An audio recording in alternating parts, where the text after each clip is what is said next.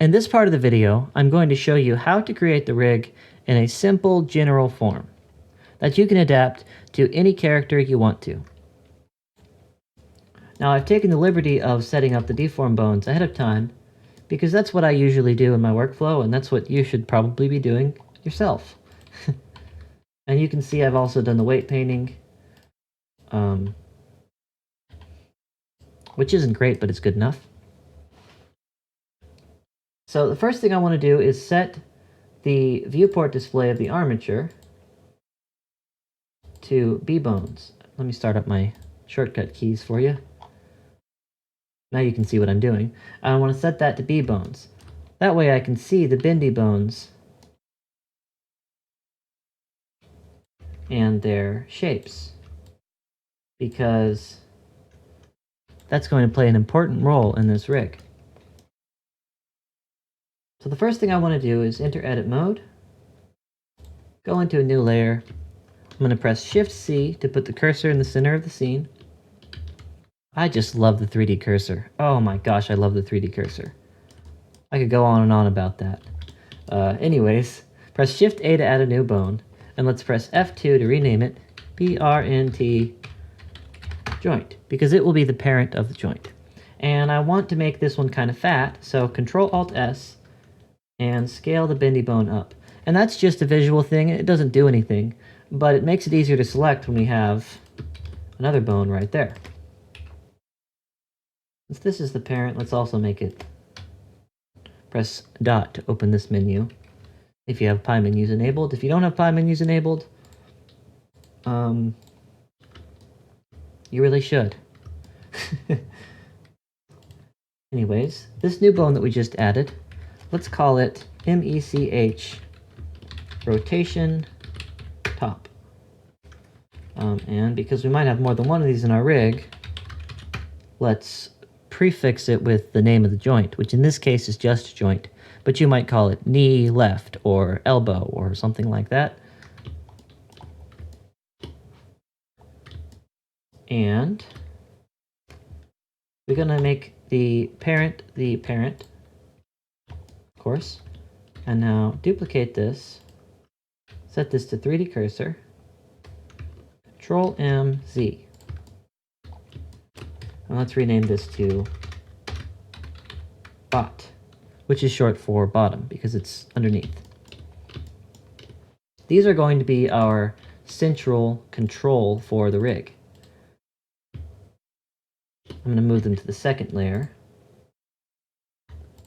And in the third layer right here, I'm going to add a new bone. And let's make this bone a little shorter and a little fatter. Now it'll be easier to select. And these bones that I'm adding now are going to serve as our hinge joint, our pivot points. So we're going to need one in the center. Joint underscore pivot top center. We're going to need one on the side, which is the back. So we'll call this back. And I want these to be equidistant just because I'm persnickety like that, but they don't actually have to be equidistant from the center. So you could just duplicate it and bring it over. Or you could duplicate it and Control-M X. And I'm doing this on the wrong axis. And they're not even in line with the rest of the rig. And this might happen to you. So what you want to do is scale X, Y, 0, with the 3D cursor as your pivot point. And because I messed up the orientation, let me just rotate Z 90 degrees. And this has got our roll all wonky. And to fix that, press A, and then Shift N, and I like to do global minus Z axis. There we go. Sorry about that. Now we've got our pivot top back, name that front, and we need to make the bottom part of the pivot. So let's duplicate that, let's Control-M, Z, let's set the roll.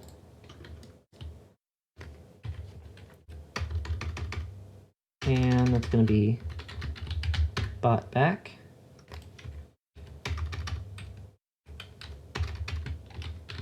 Bot center.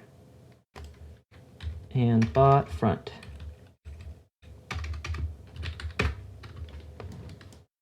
Excellent.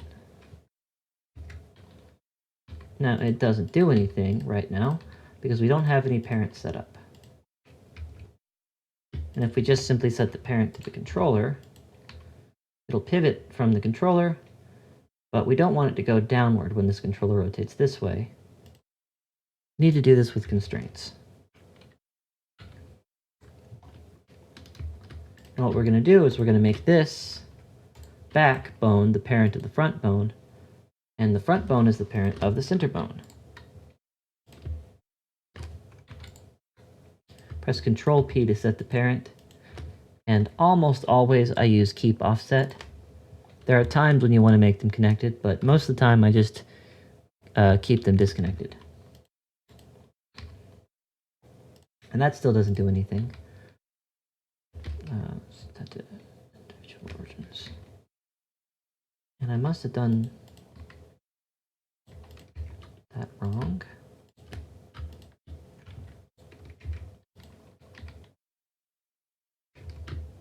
I must have done that wrong earlier. Sorry about that.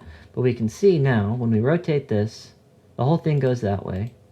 When we rotate this, half of it goes that way. But this guy copies both of them, which is what we want. So this is the one that correctly pivots in both directions. Now in order to make it follow this control, we could simply copy the rotation and select the source and then select the owner, the target and then the owner, and press Shift Control C, do copy rotation. And we just want to do the X axis in local space. But we only want it to go backwards. So let's make a limit rotation constraint. And we want the maximum to be 0 and the minimum to be 180. No, that's not right. We want it to be like that. We want to do this in local space. I had it right the first time.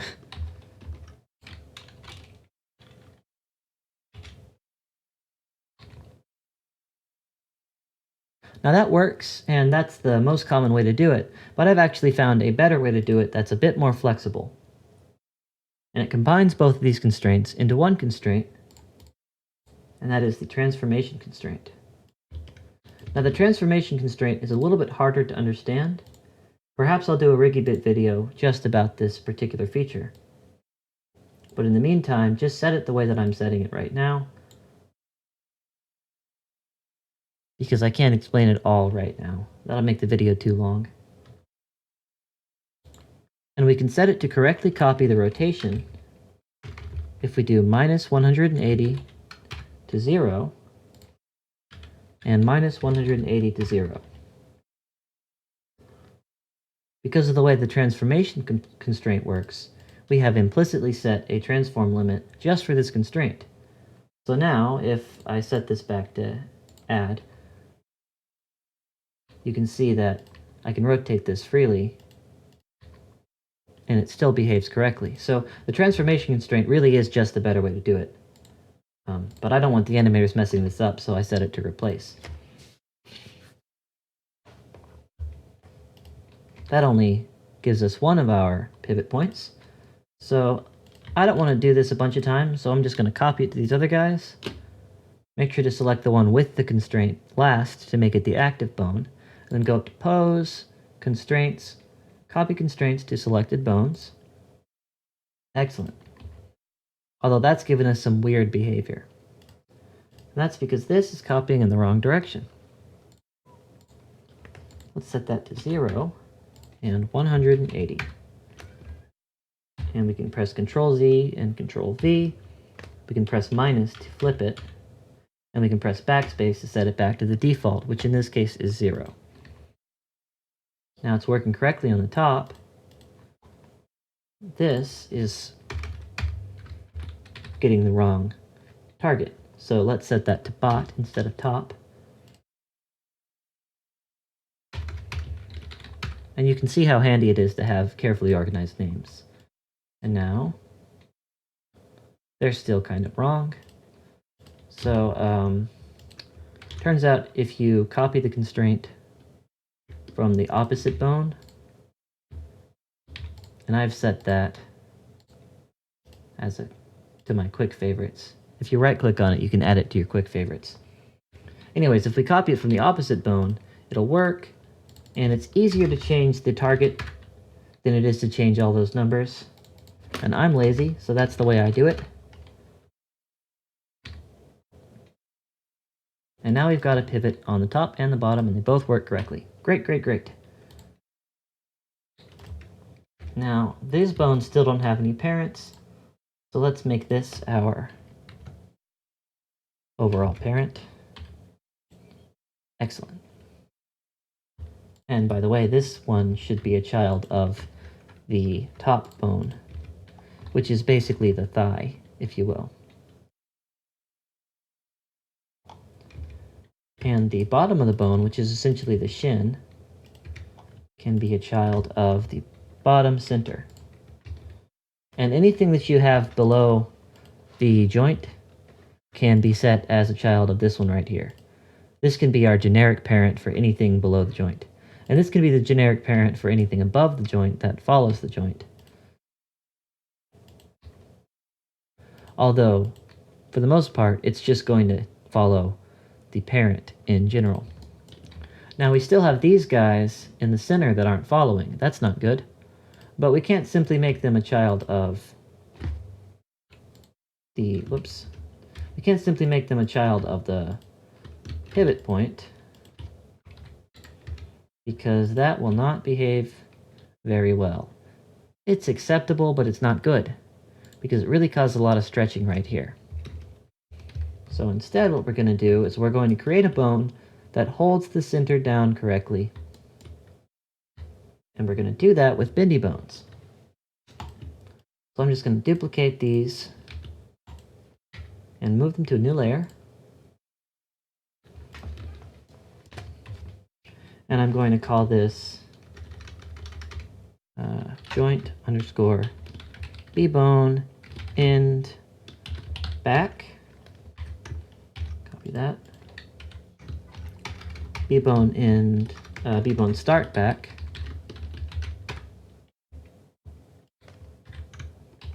Whoops. Copy that. B-bone in front, and B-bone start front. And I'm going to create a bone between these two bones. Now in Blender, we can't have a bone with 0 length. It won't even let you do that if you try to do that. When we go back into edit mode, it's gone. And I've actually hit my head against the wall about 1,000 times because I kept writing a script that did that on accident, and I was wondering where all the bones I was creating were going. So don't do that. Instead, what we're going to do is we're going to grab Z 0.5. The length doesn't matter as long as you move them both the same amount in opposite directions. So we'll do minus 0.5 for these guys. And it is very important that they're equidistant from the central axis of the joint, because we want this to be the center of the new bone. And let's go ahead and press the W key to open our context menu and switch direction, or we can just press Alt F. And now, just make sure the roll is correct. Good. And select the top joint here and the bottom joint there and press F. And that creates a bone between them. Now we're going to call this one B-bone rail back. We're going to call this one B-bone rail front. And I call it a rail because it's used to set the location and orientation of another bone. and that other bone essentially slides along it, or stays on it. And these guys still have constraints, so what we're going to do is we're going to select them, and Control-Alt-C to clear the constraints.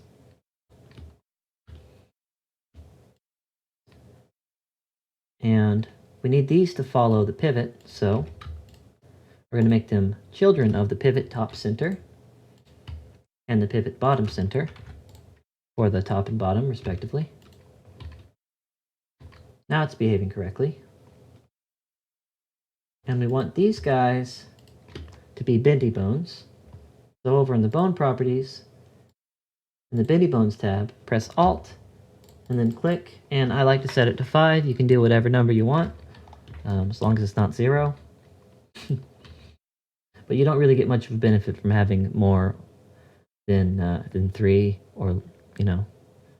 So choose the amount you want. And they're really not doing anything interesting right now. We want them to bend so that they reach the top. So what we're going to do is set the end handle to end back and end front. And we need to set this to I like absolute. But absolute or tangent will work. And of course, we don't want them to just wiggle back and forth. We want them to create a bridge between the two start and ends. So the way we're going to do that is select the end bone, select the rail, and then Shift-Control-C, stretch 2. And you might have to reset the length to get it to behave correctly. And I like to set the volume to none, but you don't have to. And now we can see that it will correctly create a bendy spline between the two. Awesome.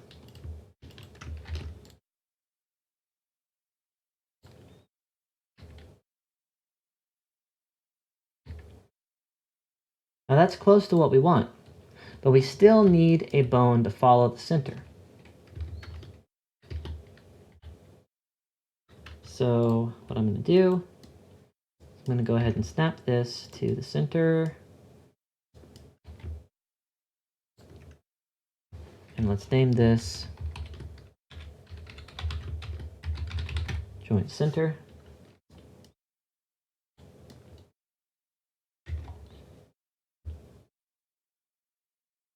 And it's not going to do anything.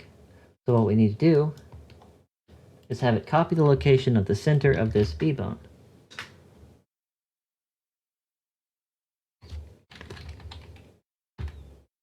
There we go. And that's close, but we need it to copy the center of the B-bone. There we go. And now we need the tail of the bone to copy the center of this B-bone. So we'll use another stretch 2 constraint.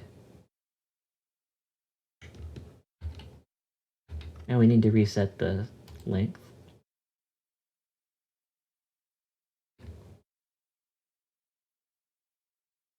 And that is a bit weird. There we go. Great.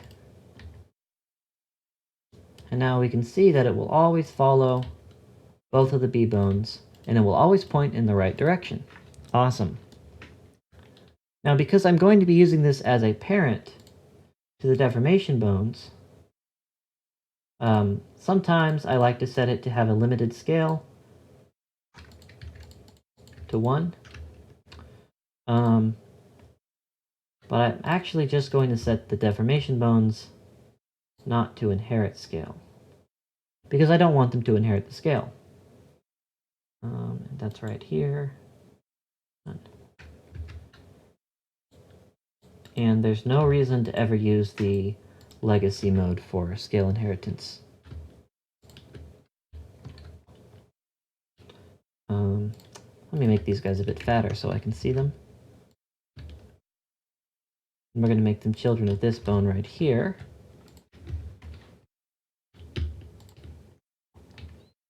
And that is just about working.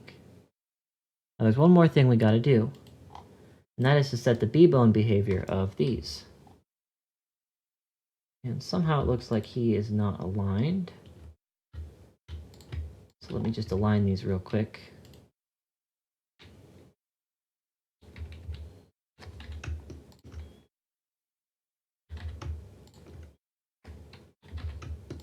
Doesn't have to be perfectly aligned, but I want it to be, because I'm persnickety. And if you love to rig stuff, you're probably pretty persnickety too. Anyways.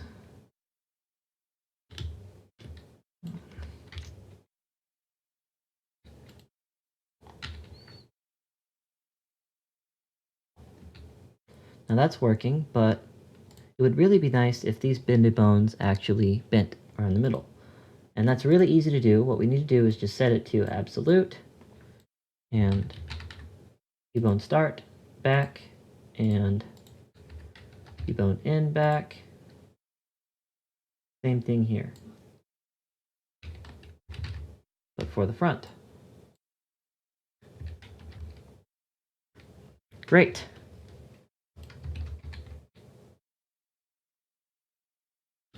Now let's just make sure that we have our parent set up.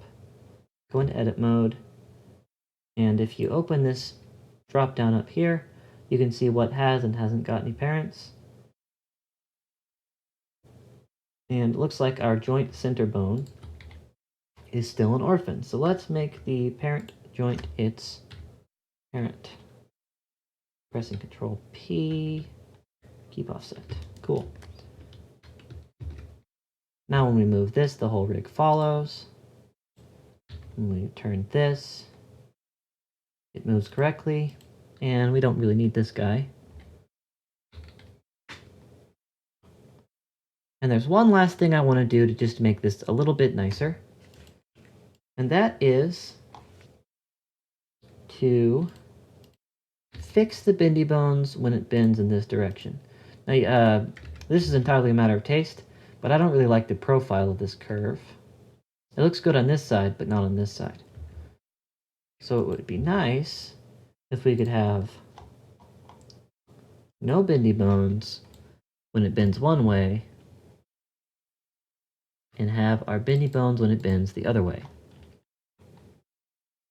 And that's actually really easy to set up with a driver. And it's amazing the kind of things that you can drive, that you can animate in Blender. I just love Blender. Anyways, let's add a driver. And I'm going to go ahead and open up, I'm going to set this to var for now. And what the var is a transform channel armature. It's going to be our rotation bottom. We're going to go X rotation in local space. And as you can see, that's got some weird behavior. Kind of hard to tell what it's doing. But what's going on is Blender stores the rotation in radians, not in degrees, because radians make the math a little bit easier for Blender to handle. But we don't care about that. We just care about positive and negative. So what we can do is we can set it to be for bendy bones if var is greater than 0, else 1. And where's my controller? There it is. And now we can see that it's behaving correctly. Let's just copy the driver, paste the driver, and switch sides. Awesome. Super, super easy. Looks nice. And there's all kinds of things that we can still do if we want to improve the behavior. And I'll leave it to you to figure those out. I've made all this stuff available to download, so you should be able to look at my rig and figure out the way that I'm doing this stuff. And, you know, however you want to deal with that.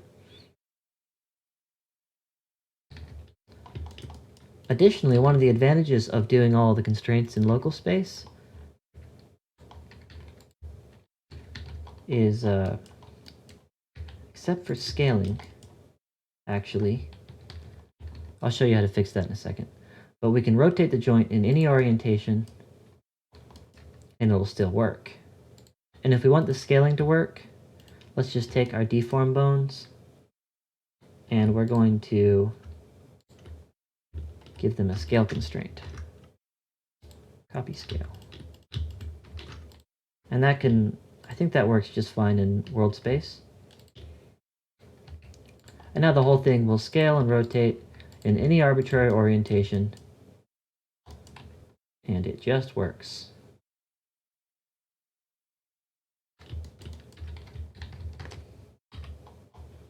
So that's how to set up the rig.